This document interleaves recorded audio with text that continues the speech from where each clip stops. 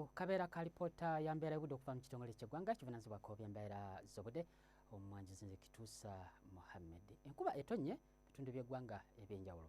Era bwe tugezaako ne tulaba ate ekifaananyi kikubiddwa simugenze kitulaga nga waliwo empewo empeweevu nga zikunta ziva eri ku Sseguyanja Bwindi nga zoolekera ensi yattu awamu n'ezo ezifutuka eri mu gabira g'e Congo era nazo nga zeesooga ensi yattu y'ensonga lwaki enkuba etonnya.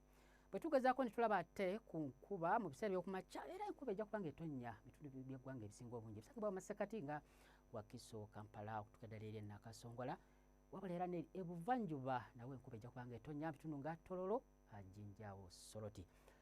Ebugwanjuba naye era enkuba ejja kutonnya mu bitundu ebisinga obungi okuggyako awo e Kabale omusana gujja kuba nga gwaka.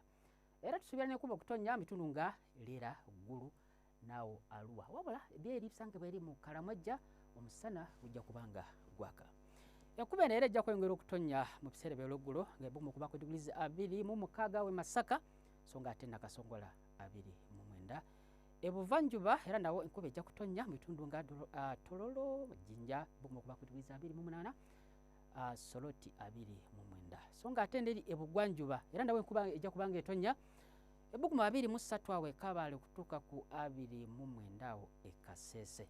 Bwe tugezaako ne tulaba ate eri ebukiikakkono era nawo enkuba ejja kuba ng'etonnya wabula ebbuguma erisinga obungi lijja kuba ku digurizi 30 okuggyako awo mu Arua okuba ku digurizi 29. Bwe tugezaako ne tulaba ate Bunaayira tusuubira enkuba okutonnya mu kibuga Nairobi ebbuguma okuba ku digurizi 24 so nga ate eri e Dubai nawo wajja kubaayo enkuba wadde nga ebbuguma okuba ku digurizi 29. Mu kibuga London nawo tusuubirawo enkuba okutonnya ebbuguma okuba ku digurizi 14. Ebisingako awo nno ogenda ku mutimbagano gw'ekitongole kyaffe nga bw'ogulabawo ku lutimbe beera bulungi.